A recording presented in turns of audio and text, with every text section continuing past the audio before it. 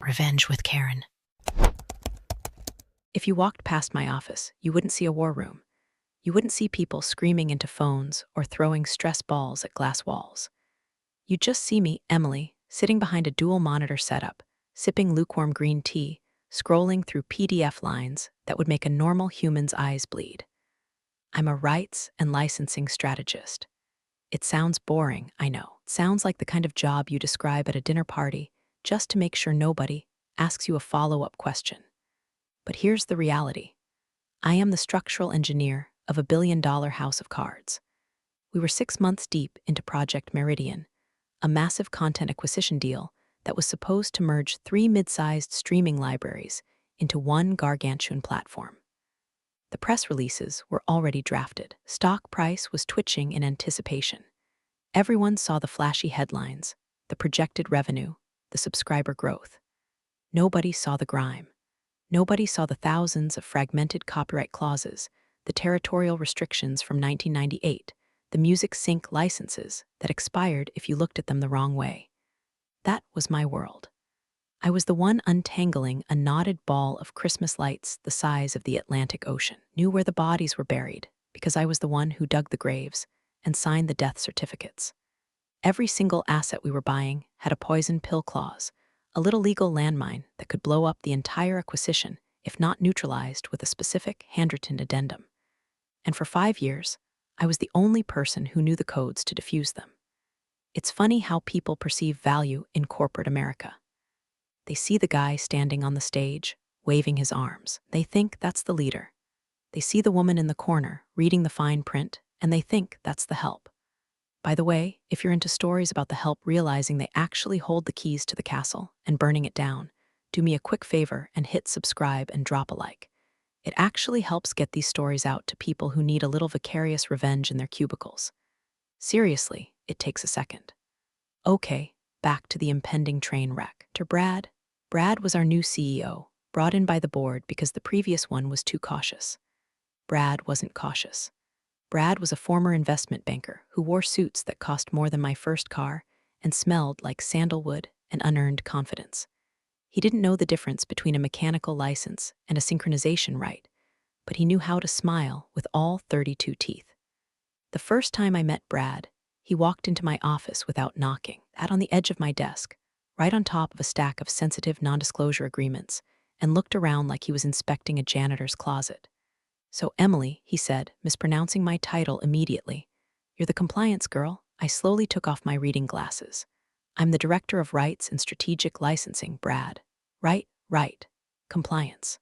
"Listen, I'm looking at the timeline for Meridian. You've got a 4-week review period flagged here for IP clearance. That's gotta go. We need to close before the quarter ends. Chop it to 3 days." I stared at him. He wasn't joking. He was looking at a legal process that involved negotiating with estate lawyers in 3 different countries, as if it were a DoorDash order he could just expedite with an extra $5. "Brad," I said, keeping my voice level, "the way you talk to a toddler holding a knife. If we rush the clearance, we inherit the liability. Specifically, master recording rights for the entire 90s catalog. If we trigger the change of control clause without the waivers, we lose the content but keep the debt. It's a 4-week process. Minimum," he laughed, a short, bark-like sound. "You lawyers, always seeing ghosts. It's a standard acquisition, Emily. Don't overthink it, just get it done. I want to announce this at the investor showcase next month." He hopped off the desk, wrinkling the NDAs, and finger-gunned me on the way out. "A team player, Em. We're disrupting the industry here."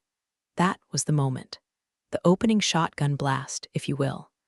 I sat there, looking at the door he'd left open, listening to the heavy thud of his loafers retreating down the hall. He didn't care about the structural integrity of the deal. He just wanted to cut the ribbon on the building before it collapsed. I looked back at my screen. Line 405 of the master agreement. In the event of a change in executive leadership prior to full ratification, all derivative rights revert to the original license holder, unless explicitly countersigned by the acting director of licensing. The acting director of licensing. Me. Brad didn't know that clause existed. He didn't know that the entire foundation of his disruption was resting on my signature, which I hadn't given yet. He saw me as a speed bump, had no idea I was the only thing keeping the bridge from falling into the river. I picked up my tea. It was cold. I drank it anyway. If he wanted to play chicken with $1 billion, I wasn't going to be the one to swerve. I opened a new folder on my desktop and named it Insurance. The erasure didn't happen all at once. It was a slow, suffocating drift, like carbon monoxide filling a room. First, it was the meeting invites. The weekly strategy sync meetings, which I had attended for 5 years, suddenly dropped off my calendar. When I asked Brad's executive assistant about it, she gave me a pitying look, the kind you give a dog that's about to be put down, and said, "Oh, Brad feels those meetings should be strictly for revenue-generating leadership. He said he'd loop you in if there are any paperwork questions." Paperwork. That's what he called the legal framework that kept us from being sued into oblivion. And came the renaming. In the company-wide newsletter, my department, formerly Strategic Rights Management, was listed under Operational Support. We were moved on the org chart from reporting to the COO to reporting to the CFO. It was a subtle demotion, stripping us of our agency and turning us into a line item on a budget spreadsheet. But the real insult, the thing that made my blood turn into liquid nitrogen, was the deck. Investor Showcase was the Super Bowl of our fiscal year. It was where we would unveil Project Meridian to the heavy hitters, the institutional investors, the private equity ghouls, the people who moved markets with a text message. For months, I had been building the risk and asset section of the presentation. It was beautiful. It was 40 slides of airtight due diligence, mapped out with color-coded risk assessments and mitigation strategies, proved that we weren't just buying content, we were buying an ironclad monopoly. 2 weeks before the showcase, I logged into the shared drive to update a figure regarding the European distribution rights. My file was gone. In its place was a file named Meridian Pitch Final V2 Brad PPTX. I opened it. My 40 slides of analysis had been replaced by 3 slides. 3 were covered in stock photos of smiling families watching TV and buzzwords like synergy, frictionless ecosystem, and infinite scale. There was no mention of the licensing expirations, no mention of the territorial lockouts, and most dangerously, there was a slide claiming we had 100% global perpetuity rights on the entire catalog. We did not have 100% global perpetuity rights. We had about 60% conditional rights, pending the signatures I hadn't given yet. This slide wasn't just optimism, it was fraud. I sat there, staring at the screen, listening to the hum of the AC system. My hand hovered over the phone. I should call legal. I should call the board. "Hey, Emily," I spun around. It was Sarah, a junior project manager. She was young, smart, and terrified. She was holding a tablet against her chest like a shield. "What is it, Sarah?" I just came from the dry run with Brad," she whispered, checking the hallway to make sure nobody was listening. "He's rehearsing the pitch. He took your name off the speaking agenda." I felt a cold prickle at the base of my neck. I'm the keynote for the IP section. The client's legal team specifically asked for me. "I know," Sarah said, her eyes wide. "Brad said. He said you're too technical. He said you kill the vibe. He's going to present the IP section himself." "He doesn't know the IP section," I said, my voice dangerously calm. "He thinks public domain is a nightclub in Vegas." Sarah winced. "He told us to lock the deck. He said nobody is allowed to edit it but him. He said the old guard doesn't get the vision." The old guard, I was 42. I had built this department from a folding table and a laptop. "Thank you, Sarah," I said softly. "You didn't tell me this. Go back to work." She scampered off, looking relieved to not be in the blast radius. I turned back to my monitors. Brad wasn't just sidelining me, he was setting me up. If the deal went through on these lies and then the rights issues exploded later, he would blame clerical errors in my department. He would claim he was given bad info. He would take the bonus, and I would take the subpoena. I looked at the slide claiming 100% ownership. It was a lie, a bold, verifiable, illegal lie. I didn't delete his file, didn't storm into his office. I didn't cry. I opened my email and created a rule: forward all emails containing Meridian or rights to my private external server. Then I opened the master contract database. The interface was clunky, gray, and looked like it was built in Windows 95. It was the unsexy heart of the company. I navigated to the User Permissions tab. Brad had view-only access. I had administrator. I smiled. It wasn't a nice smile. It was the smile of a demolition expert checking the wiring one last time. Over the next week, I became a ghost in my own office. I attended the meetings I was still invited to, sat in the back, and took copious notes in a black Moleskine notebook. When Brad made eye contact, I offered a bland, subservient nod. I let him think he had broken me. I let him think I was just happy to still have a paycheck. But while he was picking out the font size for his lies, I was auditing the architecture of his destruction. You have to understand how intellectual property rights work at this scale. It's not like buying a car where you hand over a check and get a title. It's a living organism. It breathes.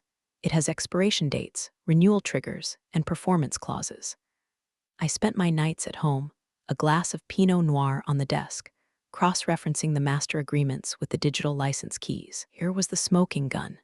The acquisition relied on a key man clause in the software licensing. Years ago, when we first digitized the library, the proprietary encryption software, the code that actually allowed the content to be streamed, was licensed to me, personally, as the designated technical steward. It was a quirky legacy arrangement from when the company was a startup, and I was the only one who understood the tech. Never updated it because nobody ever looked that deep into the back end. The clause stated, in the event of a merger or acquisition, the administrative keys to the content management system, CMS, must be manually transferred by the designated technical steward. Failure to transfer within 48 hours of closing results in an automatic system lock to prevent unauthorized distribution. I checked the metadata. My name, Emily V. Thorne. Status, active. Brad didn't know this clause existed because he had never read the tech stack contracts. He thought the rights were just words on paper. He didn't realize they were physically hard-coded into the servers. I also double-checked the exclusivity clauses with the talent agencies. I had spent years cultivating relationships with these agents. They trusted me. They didn't trust the company. They trusted Emily.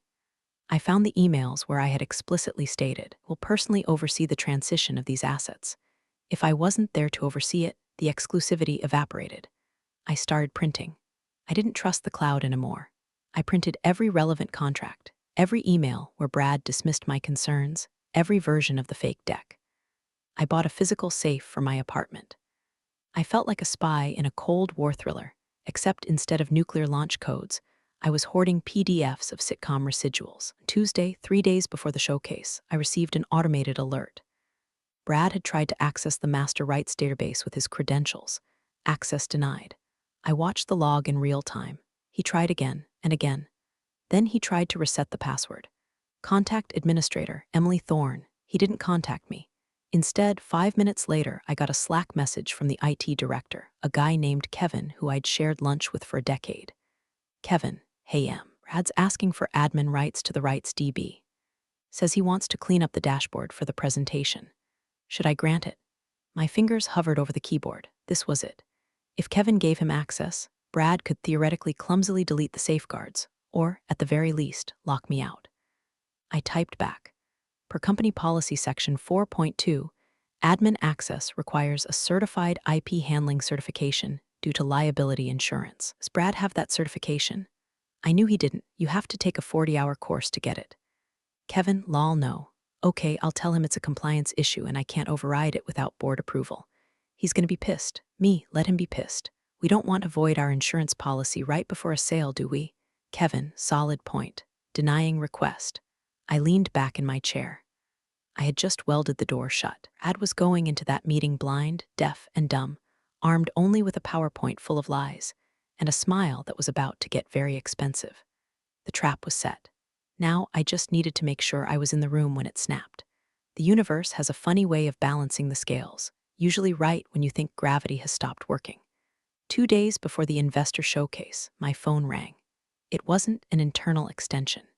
It was a 212 area code. York, this is Emily, I answered, keeping my voice professional. Emily, this is Marcus Sterling, General Counsel for the Omni Group. Omni Group, the lead investors, the people putting up the $180 million to fund this entire circus. Marcus was a shark, but he was a shark who respected the ocean. We had sparred over contract language for months, and we had developed a dry, mutual respect. Hello, Marcus. To what do I owe the pleasure? I thought we had finalized the red lines. We have, Marcus said, his voice gravelly and serious. But I'm looking at the agenda for Thursday's showcase in Los Angeles. I see Brad is leading the presentation. I don't see your name on the docket. That's correct, I said, careful not to sound bitter. Brad felt. He felt a higher-level overview was more appropriate for this stage. Bullshit, Marcus said. He didn't mince words. We're not buying a high-level overview, Emily. Buying a rights library. I have questions about the derivative clauses for the Asian markets and the legacy sync issues. Brad doesn't know a derivative clause from a dinner menu. If I ask him, he's going to sweat through his suit and lie to me. I don't like being lied to. I understand, Marcus. I'm calling Brad in 5 minutes, Marcus continued. I'm telling him that if our team is flying out there, you are presenting the IP diligence. Non-negotiable. If you're not on that stage, we don't sign. Clear? A warmth spread through my chest. It wasn't happiness, it was the grim satisfaction of a soldier finding their rifle. Clear. Good. See you in LA, where the armor, Emily. He hung up. 10 minutes later, Brad stormed into my office. He looked like he'd swallowed a lemon whole. Change of plans, he snapped, not looking me in the eye. The Omni team wants a deep dive on the legal minutiae. They're obsessive. So, going to let you do a tight 5 minutes. 5 minutes, Emily. Tops, of course, Brad, I said, turning my chair to face him. Do you want me to use your slides, the ones with the 100% ownership figures? His eyes darted around the room. Yes, stick to the script. Don't bore them with the exceptions. Just reinforce the confidence. Sell the vision. Sell the vision, I repeated. And Emily, he leaned in, his cologne overpowering the scent of my tea. Embarrass me? This is my deal. You're just here to check a box. I understand perfectly. I went home that night and didn't sleep. I didn't pace. I sat at my kitchen island with my laptop. I pulled up the presentation file. I couldn't edit Brad's master file on the server. He had locked it, remember? But I could create my own. I built a new deck. It wasn't flashy. It was black text on a white background. It was brutal. It was a forensic autopsy of Brad's lies, slide by slide. Slide 1, the reality of ownership. Slide 2, the $50 million liability gap. Slide 3, the licensing key trigger. I saved it to a USB drive, a sleek silver thumb drive that I attached to my keychain. Then I practiced. I rehearsed in the mirror, watching my own face. I stripped all emotion from my voice. No anger, no sarcasm, just data. I had to be a mirror reflecting their own incompetence back at them. The night before the meeting, I stood on the balcony of my hotel room in downtown LA, looking at the city lights. I thought about the 5 years I had given this company. The missed birthdays, the late nights, the stress-induced migraines. I thought about Brad calling me compliance girl. I wasn't doing this to save the company anymore. I was doing it to save my reputation. If I stood on that stage and parroted his lies, I was complicit. If I told the truth, I was a traitor. In the world of rights and licensing, there is no treason. There is only what is signed and what is not. I went to bed at 10 p.m. I slept like a baby. The conference room was on the 45th floor, floating above the smog of Los Angeles like a spaceship. One wall was entirely glass, offering a panoramic view of the sprawl, but nobody was looking outside. The air inside was recycled and expensive, smelling of leather chairs, fresh coffee, and anxiety. The center of the long mahogany table sat the Omni Group team. Marcus Sterling was there, looking like a statue carved out of granite, flanked by 3 junior associates who typed on laptops with terrifying speed. On our side, it was Brad, the CFO, 2 VPs of nothing in particular, and me. I sat at the far end of the table, my hands folded on top of my closed laptop. I wore a charcoal suit, sharp enough to cut glass. I didn't look at Brad. I looked at the investors. Brad stood at the head of the room, clicking through his slides. He was in full salesman mode. He was animated, passionate, sweating slightly through his dress shirt. "We are looking at a paradigm shift," Brad said, gesturing to a slide that showed a rocket ship taking off. I kid you not, a literal clip-art rocket ship. Project Meridian isn't just an acquisition. It's a colonization of the media landscape. You're capturing 100% of the market share in our vertical. Marcus Sterling didn't blink. He just tapped his pen on his notepad. "And the IP?" Marcus asked, his voice cutting through Brad's monologue. "The underlying rights? We've heard rumors of fragmentation in the catalog." "Noise," Brad said, waving his hand dismissively. "Just noise from the competition. We have total control.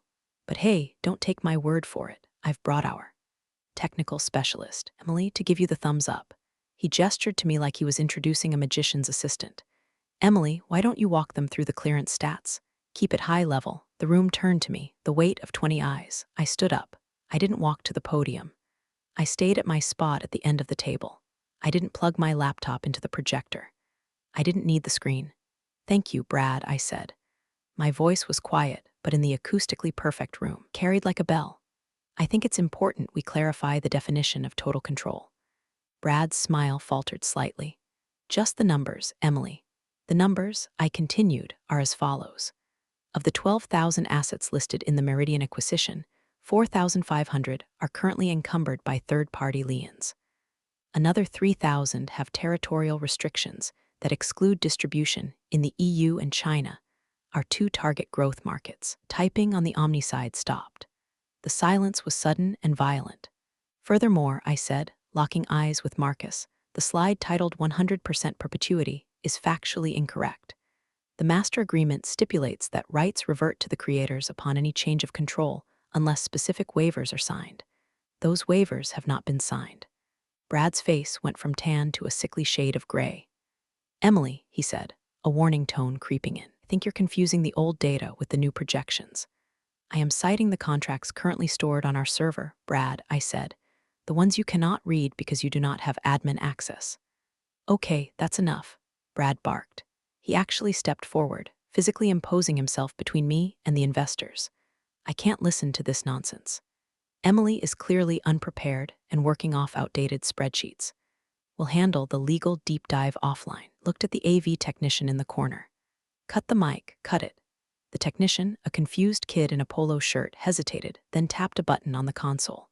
The subtle electronic hum of the room audio died. My voice was no longer amplified. Sit down, Emily, Brad hissed, loud enough for everyone to hear. We are done here. A few of the VPs chuckled nervously, taking their cue from the boss.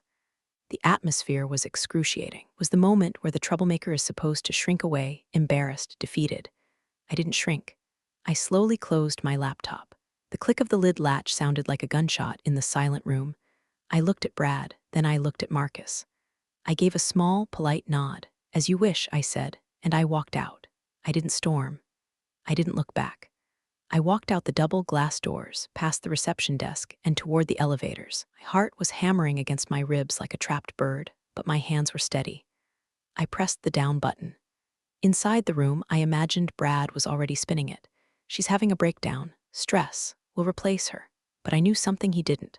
I knew who was in that room, and I knew that Marcus Sterling didn't fly across the country to watch a woman get silenced. The elevator doors opened. I stepped in. The elevator didn't come immediately. It was one of those high-speed smart elevators that takes its sweet time calculating the optimal route. So I stood there in the lobby, staring back at the glass-walled conference room. It was like watching a silent movie. I saw Brad turn back to the table, his smile plastered back on, his hands spread wide as if to say, "Women, am I right?" He pointed at the screen, trying to restart his momentum. But nobody was looking at the screen. I saw Marcus Sterling slowly stand up. He didn't look at Brad. He looked at the empty chair where I had been sitting. Even through the thick, soundproof glass, I could see the energy in the room shift. It wasn't a drift, it was a landslide. Marcus said something. He gestured to the door, my door. Brad froze. He looked like a deer in headlights if the deer was wearing a $5,000 suit and realizing it was about to become roadkill. Then, Marcus reached into his briefcase, pulled out a folder. I recognized it. It was the due diligence packet I had sent him weeks ago, the real one. He slammed it onto the mahogany table. I could almost hear the thud. The other investors stood up. It was a domino effect. One suit, then another, then another. They weren't checking their phones. They were packing their bags. Brad was frantic now. I saw him grabbing at an investor's arm, a cardinal sin. The investor shook him off with a look of pure disgust. Then, heavy glass doors of the conference room burst open. Emily, it was Marcus. He strode into the lobby, ignoring the panicked VPs trailing him like ducklings. Brad was right behind him, his face a mask of red, blotchy panic. "Marcus, please, she's a disgruntled employee." Brad was pleading, his voice cracking. "She's trying to sabotage the deal for leverage. We have the rights." Marcus stopped. He turned to Brad. He was a tall man, and he used every inch of it. "Cut her mic," Marcus said. His voice was low, dangerous. "You have the only person in this entire building who understands the asset you're trying to sell us, and you silenced her because she told the truth." "She was lying," Brad squealed. "The deck, I have her deck," Marcus interrupted, holding up the file. "And I have yours. Yours is a fantasy, Brad. Hers is a liability report. And quite frankly, if she's not the one holding the pen, we're not interested in the paper." Marcus turned to me. The lobby was dead silent. The receptionist had stopped typing. The elevator finally dinged, the doors sliding open behind me. "Emily," Marcus said, "if you are walking away, we are walking with you." I looked at Brad. He was breathing hard, sweat beading on his upper lip. He looked small. "I'm on leave, Marcus," I said calmly. "Effective immediately. All inquiries regarding the IP transfer can be directed to the acting director of licensing." Gestured to Brad. "Good luck finding the encryption keys, Brad. They're 256-bit. I think there's a brute force tutorial on YouTube." I stepped into the elevator. Marcus gave me a grim nod, the kind one warrior gives another after a kill. As the doors closed, the last thing I saw was Brad, standing alone in the lobby, surrounded by the departing investors, holding a laser pointer that pointed at absolutely nothing. The ride down took 40 seconds. It was the most peaceful 40 seconds of my life. By the time my Uber pulled up to my apartment complex, my phone was vibrating so hard I thought it might shatter. 17 missed calls from Brad, 4 from HR, 12 from random numbers I assumed were board members, and 1 text from Sarah, the junior PM. "OMG. Brad is throwing a chair." Literal chair. I walked into my apartment, kicked off my heels, poured myself the rest of that Pinot Noir. I didn't turn on the lights. I sat by the window, watching the LA traffic, and turned my phone to Do Not Disturb. Then, I opened my laptop one last time to set my out-of-office auto-reply. Subject: automatic reply, Emily Thornbody. I am currently out of the office on an indefinite leave of absence. For all matters regarding Project Meridian, IP clearance, and strategic licensing, please contact CEO Brad Miller. Note: administrative access to the central rights database remains with the designated technical steward. For transfer of credentials, please refer to the change of control clause in your employment agreement. I hit save. The fallout was faster than I expected. Usually, corporate disasters take days to metabolize. This one took hours. By noon the next day, the industry blogs had picked it up. Headline: Meridian deal implodes. Investors walk out after CEO silences top exec. Variety: $180M acquisition stalled by missing keys. It turns out Brad had tried to access the system immediately after I left. He had called IT. He had screamed at Kevin. Kevin, bless his heart, had quoted the insurance policy back to him. Without me to physically sign in and initiate the transfer protocols, the system had gone into defense mode. Database locked down. The content library, the actual movies and shows they were trying to sell, went dark. The servers, detecting a potential hostile takeover, which, ironically, Brad was conducting, severed the external links. The platform they were demoing to the world, it was now displaying a 404 error. Brad went on a PR offensive. He issued a statement saying I was terminated for gross insubordination and attempted data hostage-taking, threatened legal action. That was his mistake. You don't threaten the person who wrote the contracts with legal action.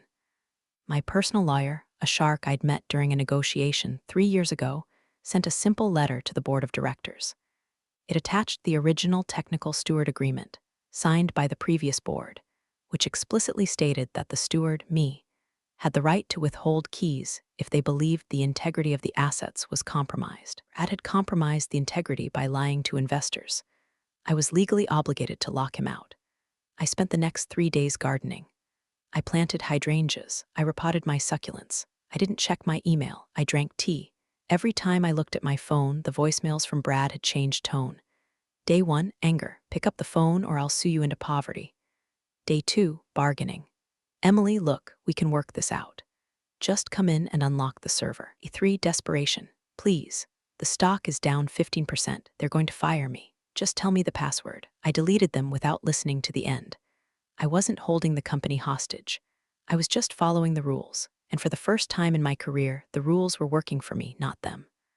On Monday morning, I put my suit back on, not the charcoal one, a new one, navy blue, the color of authority. I wasn't going to my office. I was going to a cafe in Santa Monica, 3 blocks from the ocean. Sitting at a corner table, nursing an espresso, was Alina Rostova. She was the CEO of Streamline, our biggest competitor. Alina was everything Brad wasn't: calculated, brilliant, and famously ruthless about talent acquisition. She didn't stand up when I arrived. She just gestured to the chair opposite her. "Emily," she said, her Russian accent faint but sharp, "you have caused quite a stir. Brad looks like he has aged 10 years in a week." Brad has a stressful job, I said, sitting down. Managing expectations is difficult. Indeed. Alina took a sip of her coffee. My sources tell me the Meridian deal is dead. Omni Group pulled the term sheet this morning. I heard. They also tell me, Alina continued, her eyes locking onto mine, that you are the only person who actually understands the licensing architecture of that library. And that without you, library is just a pile of digital noise. I reached into my bag and pulled out a single sheet of paper. It wasn't a resume, it was a schematic, a flowchart of a new licensing framework I had designed in my head over the last 6 months, one that solved the cross-border rights issues that everyone said were impossible. I didn't sign the IP over to them, Alina, I said. The methodology, the structural logic for the clearance engine, that's my IP. I licensed it to them for use. The license expires upon my termination. Alina raised an eyebrow. She picked up the paper. She scanned it for 10 seconds. Then she smiled. It was a genuine smile. You created a dependency they didn't even know existed. I created a safety net I corrected. They turned it into a noose. Alina put the paper down. I don't want to buy their library, Emily. It's toxic now. But I want to buy the architect. They're building a new global tier. I need a chief strategy officer. Partner, I said, equity partner, and I bring my own legal team. Alina didn't hesitate. She extended her hand. Done. We shook hands. It was firm. Real. That afternoon, I sent my official resignation letter to the board of directors. It was 2 sentences long. To the board, I hereby resign from my position effective immediately. As my employment has ended, usage license for the Thorn clearance protocol is hereby revoked. Sincerely, Emily, I didn't steal anything. I didn't hack anything. I just took my ball and went home. The fact that the ball happened to be the engine of their entire car wasn't my problem. The collapse of the Meridian deal was spectacular. It wasn't a slow leak, it was a structural failure. Without the clearance protocols, the liability insurance was voided. Without insurance, the bank loans were cut. The stock plummeted 40% in a week. I sat in my new office at Streamline. It was bigger. It had a view of the ocean. And most importantly, it had a door that locked. My phone rang. It was Marcus Sterling. Congratulations on the new post, he said. Streamline, good fit. Thanks, Marcus. It feels stable. We're looking for a new home for our capital, Marcus said, his voice casual. Brad's ship is sinking. We need a vessel that actually has a captain. Lena tells me you're running the rights division there now. I am. Then we're interested. I'll have my team send over the term sheet. But Emily, yes, make sure you're the one presenting. I laughed. I wouldn't have it any other way. As for Brad, I heard about his final board meeting from Kevin, who I hired at Streamline 2 weeks later. Apparently, Brad walked into the boardroom expecting a severance package. He walked into a firing squad. Board asked him one question. Why did you cut the mic? He tried to blame me. He tried to blame the market. He tried to blame the vibe, but nobody was listening. The investors had walked out on him. Now, the board was walking out on him. They fired him for cause. No golden parachute, no stock options, just a cardboard box and an escort out of the building. I saw a picture of him on LinkedIn a few months later, listing himself as a visionary consultant and open to work. I didn't like the post. I didn't comment. I just closed the tab and went back to work. He thought silence was a weapon he could use against me. He thought if he took away my voice, I would disappear.